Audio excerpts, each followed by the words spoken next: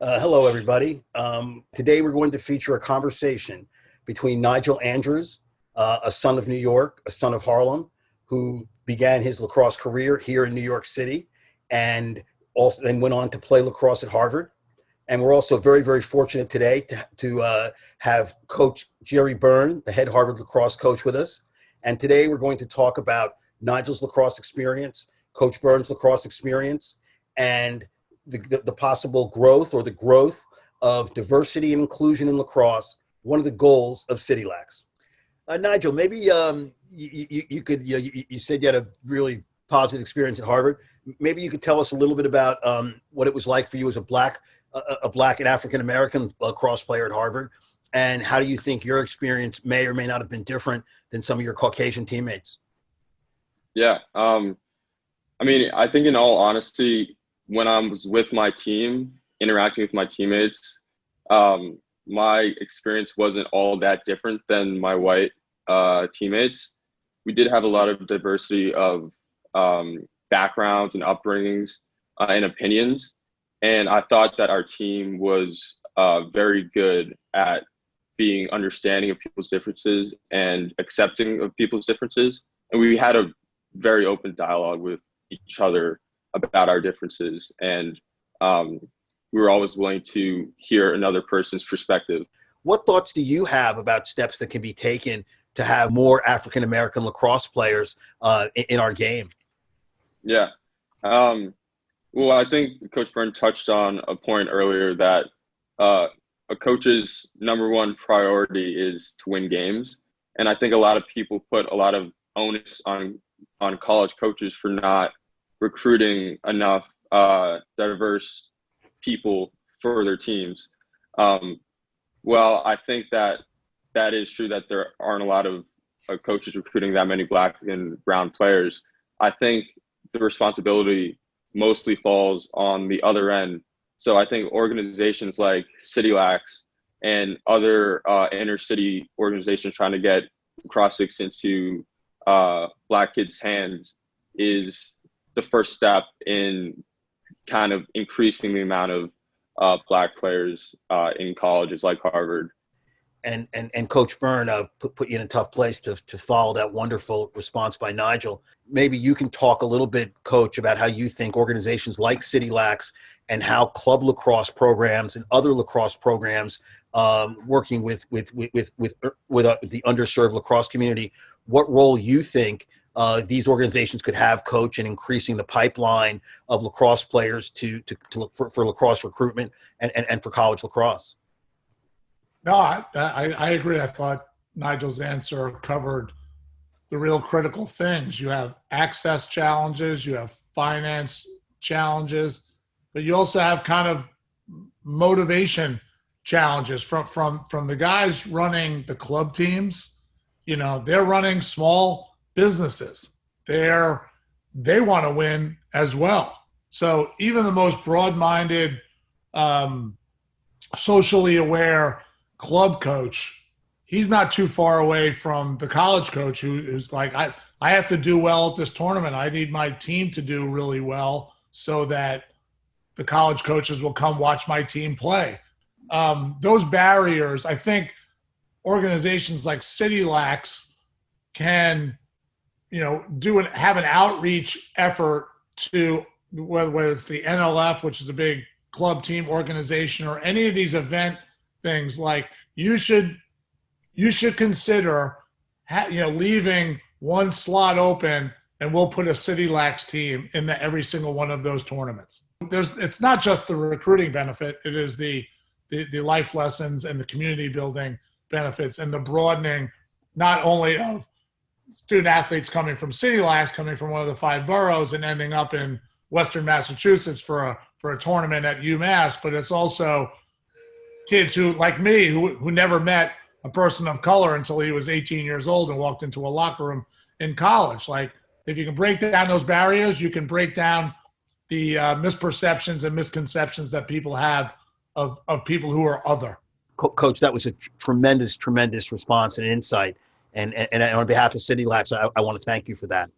Nigel, maybe we can come back to you. And you talked a little bit about what it was like to arrive at Deerfield and a little bit at Harvard, and how people were sometimes surprised to see you as a lacrosse player. What are your thoughts, Nigel, on what the lacrosse community itself can do to bring in more people that are more diverse to broaden our inclusion?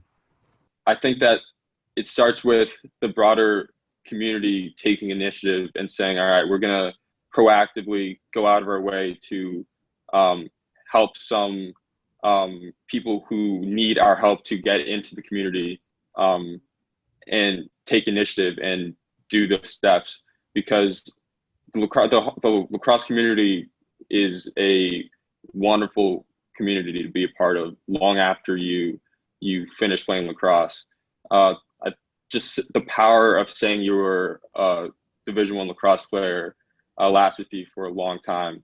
Being part of that community is extremely, extremely powerful, and something that a lot of Black and brown people could use for their advantage and can help them be extremely successful professionally long after they finish playing lacrosse. Well, thank you for that, Nigel. And that was a very, very insightful sort of conversation. So maybe the same question to you, Coach, as a little bit of a longer tenured member of our lacrosse community. What steps do you think our overall lacrosse community can do to foster more Pierres, more Nigels, more lacrosse players, both men and women of color in our lacrosse community? I think the goal should be, participation, inspiration, and then obviously aspiration to try to get you to do well in school, to graduate, and then give you opportunities to go from there. And I think a lot of those efforts are being made through organizations like City Lax, and there's a City Lax type organization in pretty much every major city. And the challenges, I think, are financial. You're seeing gym classes. Gym classes are being eliminated, where gym used to be where you couldn't wait to go to gym class when you were growing up, because, all right, what sport are they introducing to us today?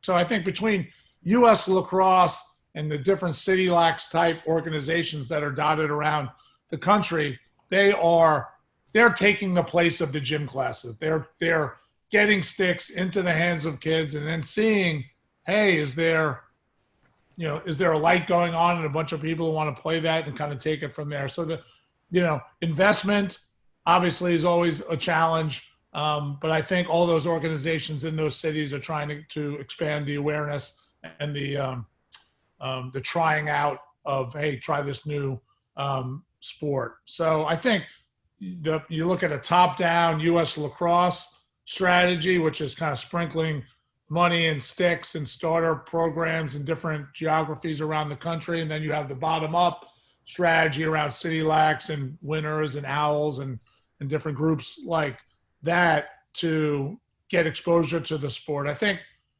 then that's where the club organizations and the event organizers come together.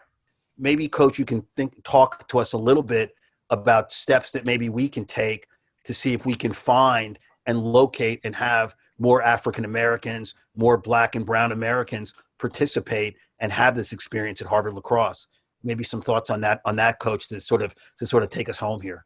The alumni, the sense of community, and why City Lax is so important, and organizations that are trying to create community in a time, as Nigel referred to, when communities are becoming fractured because of politics and the economy and social justice, and that forcing these tough, having a space where people who look different or come from different backgrounds can come together, whether it's a team like Harvard or a practice at City Lax, to create that space, at a time where not everyone's back in school and things like that, is creating those opportunities are crazy powerful. Because I know that some of my best learning took place away sometimes from coaches and from parents, where you were with friends or maybe even enemies on something, where you could find ways to resolve differences. And I don't think that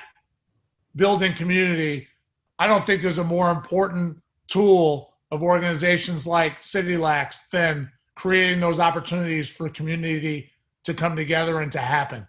So whether it's the Harvard community supporting our recruiting or City Lac supporting the growth of lacrosse in the 5 boroughs, if it affects one person positively, that's a win. And that's the way I look at my messaging to the players and the community of Harvard. I'm not looking to change the world, because if I look to do that, I might fall short and be disappointed. But I'm looking to change our players' experience at Harvard one person at a time, one team at a time. And if they can go out into the world and be successful and make an impact, then that's a win. And I think City Lac has the same aspirations. Coach, you couldn't have taken us home better. Thank you so much. And I think one of the things that Matt Levine, the founder of City Lac, talks about is that he's not looking to change the world. He's looking to have an impact here in New York City. And he says one person at a time. And he also says one ground ball at a time, Coach. So thank you so much, Coach, for your words today, for taking your time. Again, we're so pleased to have you here as part of the Harvard Lacrosse family. Nigel, I remember with fondness when you accepted, you're a highly recruited player when you said yes that you were going to Harvard. So now that experience is over. Again, it's wonderful to have you as a member now of the Harvard Lacrosse alumni. To both of you, Coach Byrne and Nigel, thank you both so much for taking the time this morning to have a wonderful conversation about some important issues and about City Lac, an organization that means so much both to me, to Nigel, and obviously to you too, Coach Byrne. Thank you both.